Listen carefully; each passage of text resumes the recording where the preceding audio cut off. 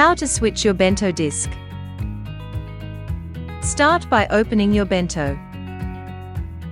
Take out the tray and carefully set it aside. Hold your open bento box and bring box close to body.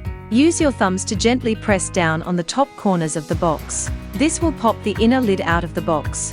Slide out lid and set it aside. Turn disc anticlockwise to unlock it and lift out. Make sure new disc is the correct way up when inserting. Turn disc clockwise until it locks into place.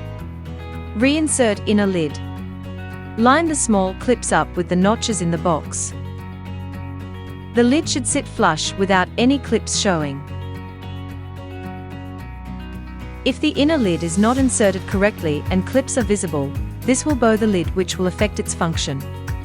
Put the tray back inside the box. Lastly, close your bento box.